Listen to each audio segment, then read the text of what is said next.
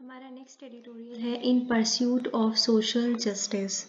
तो social justice को पाने की चाहत में Illam Thedi Kalvi will bridge the pandemic induced learning gap in Tamil Nadu and improve learning outcomes. तो इलाम थेडी कल्वी क्या होता है? Education at the doorstep. ये तमिल वर्ड्स हैं, ठीक है।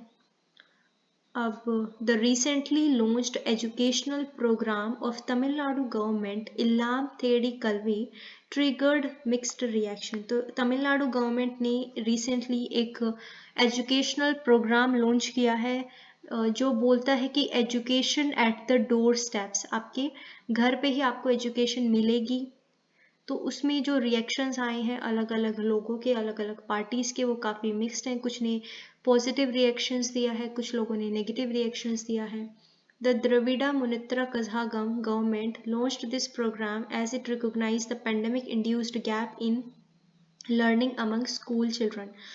अब जो वहाँ की गवर्नमेंट है, डीएम के गवर्नमेंट, उन्होंने ये प्रोग्राम लॉन्च किया है इलाम तेडी कल्वी, क्योंकि उनको पता है कि पेंडेमिक की वजह से, कोविड-19 की वजह से जो बच्चों के, स्कूल जाने वाले बच्चों के लर्निंग आउटकम्स, उनमें काफ़ी ज़्यादा डिफरेंस आ गया है। कुछ बच्चे पढ़ पाए हैं, कुछ बच्चों ने कोविड के टाइम पे स्कूल तक नहीं देखा है, कुछ के पास डिजिटल एक्सेस है, कुछ के पास कुछ लोगों के पास नहीं, मतलब कुछ बच्चों के पास नहीं है।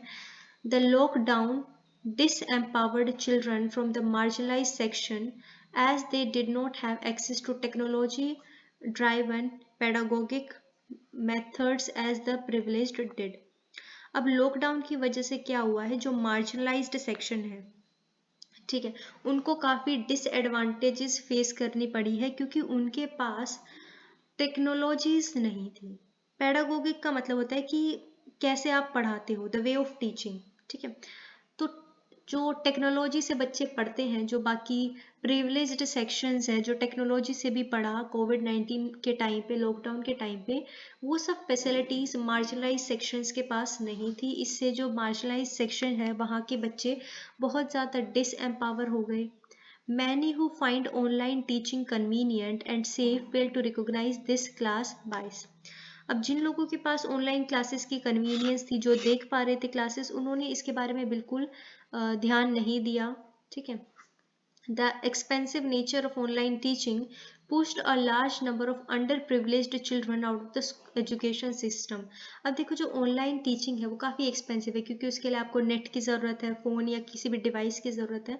तो काफ़ी जो अंडर प्रिविलेज्ड चिल्ड्रन है वो एजुकेशन सिस्टम से ही बाहर हो गए, क्योंकि it has been more than 1.5 years की जब कोविड-19 वायरस इंडिया में आया, तब से लेके अब तक जो उनका एजुकेशन है उस पर काफ़ी ज़्यादा इफेक्ट पड़ा है क्योंकि उनकी क्लासेस नहीं हुई हैं, ऑनलाइन ऑफलाइन दोनों वे में। The lockdown has accentuated the asymmetrical structure of the school system. देखो, एक्सेंटुएटेड का मतलब होता है कि शो करना, ठीक है, उसने स्पष्ट कर दिया और मतलब किसी चीज़ पे फोकस करवा दिया। तो लॉकडाउन की वजह से एटलीस्ट हमें जो स्कूल सिस्टम है, जो असिमेट्रिकल नेचर है उसका, कि कुछ लोग उसमें कुछ लोगों को बेनिफिट हो रहा है, कुछ लोगों को नुकसान हो रहा है, उस पर ज़रूर फोकस दिलवा दिया लॉकडाउन ने। ऑब्जेक्टिव क्या है, जो तमिलनाडु की गवर्नमेंट है डीएमके का, उसका ये जो प्रोग्राम उन्होंने लॉन्च किया, उसका क्या ऑब्जेक्टिव है? Many incentives provided by the states, including free textbooks, free uniforms, free bicycles, and nutritious midday meals, were unavailable to children of vulnerable section during the lockdown। अब गवर्नमेंट ने बहुत सारे initiatives लिए थे लॉकडाउन में, जिसमें free text book, free uniforms, bicycles, mid day meals की उन्होंने बात की गई थी।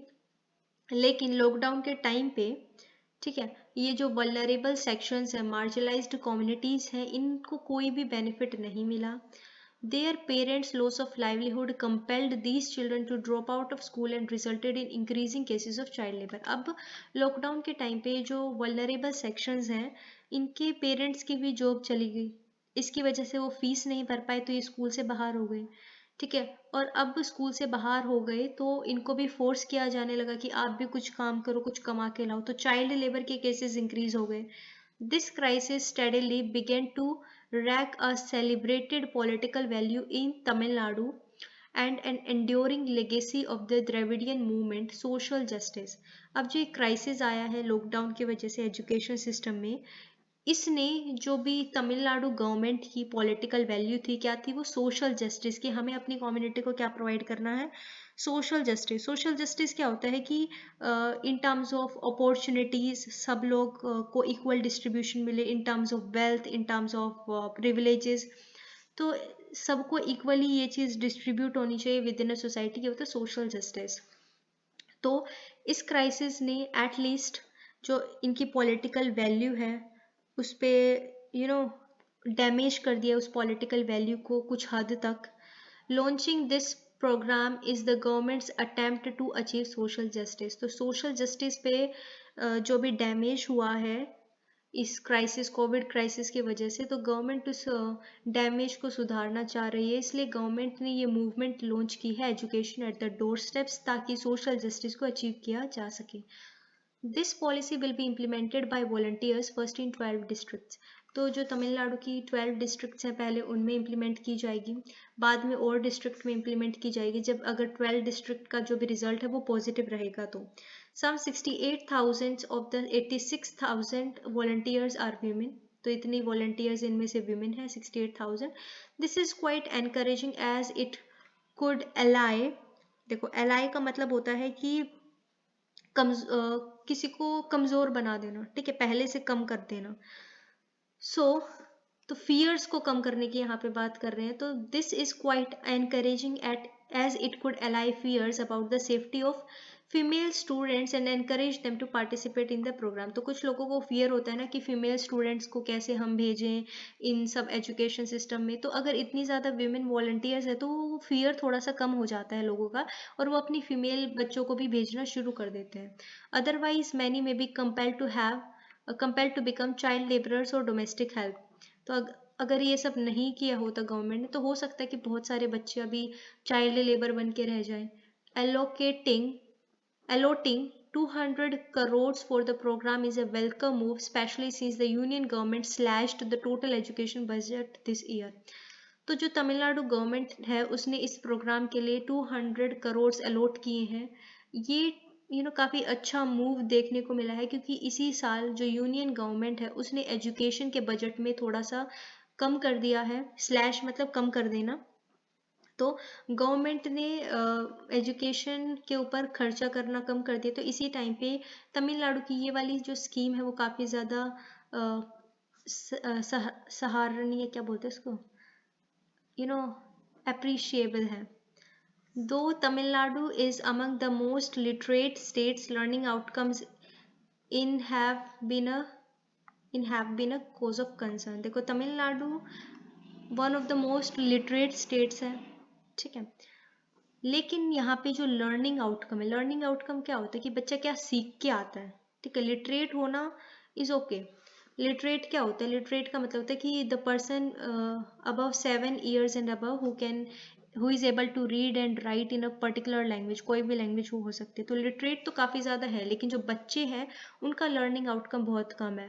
Nearly 59% of the class 5th students and 89% of the class 3rd students were unable to read a class 2nd level text book. तो ये वाला हाल है तमिलनाडु के बच्चों का, मतलब बच्चों का यहाँ भी यही हाल है, लेकिन यहाँ पे वहाँ की स्टडी के बारे में बताया गया है कि 59% जो बच्चे क्लास 5th में पढ़ते हैं और 89% तकरीबन 90% जो क्लास 3rd में पढ़ते हैं वो क्लास 2nd की टेक्स्ट बुक को भी नहीं रीड कर पाते। In rural Tamil Nadu according to annual status of educational report, ASER report जो रिलीज करता है एनजीओ प्रथम, ठीक है, तो उसने तमिलनाडु, ये ना जो आसेर की रिपोर्ट है ये सिर्फ रूरल एरियाज के लिए होती है। तो annual status of educational report जो इसने ली थी, इसने क्या बताया कि तमिलनाडु गोट the lowest score among the southern states in learning outcomes and quality in the performance grading index of union education ministry। अब देखो यूनियन एजुकेशन मिनिस्ट्री है, उसका एक इंडेक्स होता है परफॉर्मेंस ग्रेडिंग इंडेक्स। उस इंडेक्स में भी तमिलनाडु ने काफ़ी बुरी परफॉर्मेंस दी है in terms of learning outcome, कि बच्चे क्या सीख रहे हैं स्कूल में जाके, ठीक है। इस केस में उनकी भी जो रैंकिंग है वो काफ़ी कम रही है, स्कोर काफ़ी कम रहा है। Keeping these facts in minds volunteers of this program intended to improve. अब जो ये प्रोग्राम है इलाम थेडी कल्वी, इसका मेन ऑब्जेक्टिव क्या है कि लर्निंग आउटकम्स को इम्प्रूव करना है बच्चों के, ठीक है। The idea is to do this outside the school hours and away from the school premises in a comfortable and easily accessible close to location close to the child's home। अब ये करना कहाँ पे है? वॉलंटियर्स जो होंगे बच्चों के घर के पास जाएंगे, ठीक है, घर के पास कोई भी ग्रुप बना के वहाँ पे उनको सिखाएंगे, ये सब करेंगे, एनकरेज करेंगे। तो मतलब ये स्कूल के अंदर नहीं होगा, एक कंफर्टेबल पोजीशन में होगा। होता है ना कि कई बच्चे स्कूल जाने में कंफर्टेबल फील नहीं करते उनके प्रीमाइसेस में, तो मतलब घर के आसपास ही ये सब चीज़ें होंगी हर बच्चे के। The volunteers will teach an estimated 34.5 lakh children in 5 to 13 age group in 93,000 neighborhoods for 60 to 90 minutes between 5 pm to 7 pm। तो ये जो वॉलंटियर्स हैं ये तकरीबन 34 लाख बच्चों को पढ़ाएंगे जिनकी एज होगी 5 साल से 13 साल के बीच में, ठीक है। और कितने टाइम तक पढ़ाएंगे? ये पढ़ाएंगे 1 घंटा या फिर 1.5 घंटे तक, 5 बजे से 7 बजे का टाइम दे रखा है। Volunteers who have completed class 12th will impart lessons for children of class 1 to 5 and graduates will teach children from class 6 to 8। तो ऐसे डिवाइड किया गया है कि जिन वॉलंटियर्स ने 12th पास की हुई है वो क्लास 1 से 5 तक के बच्चों को पढ़ाएंगे, ठीक है। और जिन्होंने ग्रेजुएशन कर रखी है वो क्लास 6 to 8 तक के बच्चों को पढ़ाएंगे। They will refer to text book prepared by the state text book council. जो भी स्टेट्स द्वारा टेक्स्ट बुक छापी गई है उन्हीं से रेफरेंस लेके वो उनको पढ़ाएंगे। क्रिएटिव पेडागोगिकल इनिशिएटिव्स, देखो पेडागोगिकल होता है पढ़ाने का तरीका, तो ये क्रिएटिव्स मेथड्स का यूज़ करेंगे, जैसे कि एक्टिविटी बेस्ड लर्निंग, ठीक है, कुछ कुछ करवा के समझा देना, जिससे क्या होगा आउटकम्स काफ़ी पॉजिटिव आएंगे। Towards Paulo Freire's vision. अब देखो इसमें क्या होता है। It is commendable that experienced teachers and civic and education department officials will be monitoring the progress of the students at the district and block level। तो इसमें बताया गया है कमेंडेबल का मतलब होता है जब किसी को हम प्रेज करते हैं कि बहुत ही अच्छा काम किया है, कमेंडेबल। तो ये कमेंडेबल है कि जो एक्सपीरियंस्ड टीचर्स हैं या फिर एजुकेशन डिपार्टमेंट के जो भी ऑफिशियल्स हैं वो ये भी स्कीम में जो हो रहा है उसको मॉनिटर करेंगे और देखेंगे क्या इससे अच्छा आउटकम आ भी पा रहा है या नहीं। By providing a concrete role to school management committees and community development activist, the program is turning learning into a social engagement. अब यहाँ पे इनको क्या रोल दिया गया है? School management committees, community development activist, इनको रोल दिया गया है कि वॉलंटियर्स को इकट्ठा करें, ठीक है, और ये ऊपर उस पर मॉनिटर करें कि प्रोग्रेस ठीक से हो रही है या नहीं। तो इससे क्या होगा, लर्निंग एक सोशल एंगेजमेंट में कन्वर्ट हो जाएगी। क्लासरूम में क्या होता है, बच्चा सिर्फ सुनता है, टीचर सिर्फ पढ़ाता है। यहाँ पे क्या होगा, बच्चा क्वेश्चन करेगा, बातचीत के तौर पे बच्चा समझने की कोशिश करेगा। तो एक टाइप का सोशल एंगेजमेंट यहाँ पे हो जाएगा। The fact that a volunteers who has completed class 12th becomes an instructors will challenge the inherent power dynamics between teachers and students। अब ये जो पावर डायनेमिक्स है, मतलब एक 12th पास आउट बच्चा, ठीक है, जो वॉलंटियर करता है कि मैं पढ़ाऊंगा, और एक टीचर, ठीक है, ये इनके बीच में ना एक पावर गैप होता है। टीचर बिंग मोर पावरफुल, ये जो बच्चा अगर टीचर का रोल प्ले करना शुरू कर देगा तो ये जो पावर डायनेमिक्स है इसको चैलेंज कर रहा है। When young volunteers impart lessons creatively in an unconventional atmosphere, the possibility of better learning outcomes is higher। तो एक यंग बच्चा, देखो टीचर्स क्या होते हैं, थोड़ी सी एज भी उनकी काफ़ी बड़ी होती है, और ये जो यंग बच्चे होते हैं मतलब 12th पास आउट होते हैं तो छोटे बच्चे इनसे रिलेट कर पाते हैं क्योंकि इनको ये ज़्यादा बड़े नहीं लगते हैं। और जो एटमोसफियर होता है अनकन्वेंशनल एटमोसफियर का मतलब है कि कन्वेंशनल क्या होता है, स्कूल वाला एटमोसफियर। अब यहाँ पे कहाँ पढ़ाया जाएगा, स्कूल से बाहर। तो ऐसे एटमॉस्फेयर में बच्चा अच्छे से सीख सकता है, बेटर लर्निंग आउटकम हो सकते हैं इससे। क्योंकि देखो एक तो ये वॉलंटियर्स हैं, ये काफ़ी यंग है, दूसरा एटमॉस्फेयर जहाँ पे वो पढ़ा रहे हैं वो अनकन्वेंशनल है, तीसरा एक्टिविटी बेस्ड लर्निंग हो रही है। This also gives children opportunity to develop a critical understanding of their social reality. इससे क्या होगा, बच्चों को अपने एटमॉस्फेयर के बारे में भी पता चलेगा, सोशल रियलिटी क्या है, सोसाइटी के बारे में पता चलेगा। This will enhance their self-respect and help them probe the reasons for oppression and injustice. इससे क्या होगा, बच्चे की जो सेल्फ रिस्पेक्ट है वो भी बढ़ेगी. अगर कहीं पे ऑपरेशन हो रहा है सोसाइटी में, इनजस्टिस कहीं देखने को मिल रहा है, तो वो क्वेश्चन करेंगे उस चीज़ को कि ऐसा क्यों है. This program is an example of Paulo Freire's vision through conscientization. देखो कंसाइंटाइजेशन क्या होता है, कंसाइंटाइजेशन होता है कि हम जब अपने कंसाइंस होता है ना जो, उसके ऊपर जब हम ध्यान देते हैं, उसको चेंज करने की कोशिश करते हैं. तो ये पाओलो फ्रेरीज का भी विजन था कि पढ़ाना किस वे में चाहिए कि इंसान के कंसाइंस को जगाओ, उसके अंदर की आत्मा को जगाओ, ठीक है, फिर पढ़ाओ उसको. इसका मतलब है कि इंसान अपनी रियलिटी को समझे कि मैं कौन हूँ, मेरा क्या रोल है, और उसको मॉडिफाई करने की कोशिश करे. अगर उसको लग रहा है कि मेरे अंदर कुछ कमी है या फिर सोसाइटी के अंदर कुछ कमी है, तो वो इतना जागरूक बन जाए, इतना उसके अंदर कॉन्शियसनेस हो कि वो उसको चेंज करना चाहे.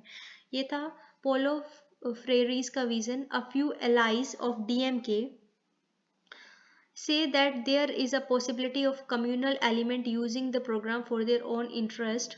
However, this well thought out program will prevent regressive political element from usurping it. ठीक है. अब कुछ जो डीएमके एलाइज हैं वो कह रहे हैं कि क्या पता कुछ कम्युनल एलिमेंट्स इसको अपने इंटरेस्ट के लिए यूज़ करें. फॉर एग्जांपल कुछ हिंदू वॉलंटियर सिर्फ हिंदू बच्चों को पढ़ा रहे हैं, वो ऐसी फीलिंग्स डाल रहे हैं बच्चों के अंदर कि अपना अलग अलग कम्युनिटी है, हमें अपनी कम्युनिटी के लिए कुछ करना पड़ेगा. तो कुछ कम्युनल एलिमेंट इनको अपने इंटरेस्ट के लिए भी यूज़ कर सकते हैं. लेकिन बाद में ये जो वेल थॉट आउट प्रोग्राम है ये सब नहीं करने देगा. असर्पिंग होती है मतलब हड़पना किसी भी चीज़ को, ठीक है. तो ये जो प्रोग्राम है it will prevent the regressive political elements from usurping it. तो इस मौके को ये जो पॉलिटिकल एलिमेंट्स हैं जो अपने मतलब के लिए इसको यूज़ करना चाहते हैं वो नहीं कर पाएंगे.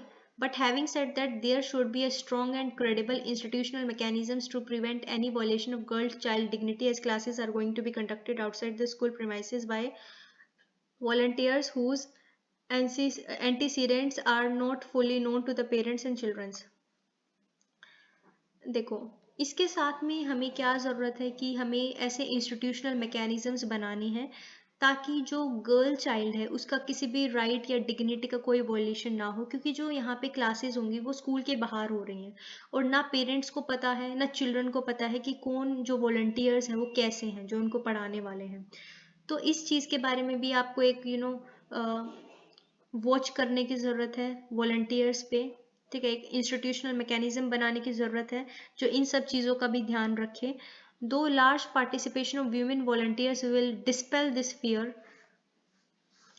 Critics could use this point to dent the program's success.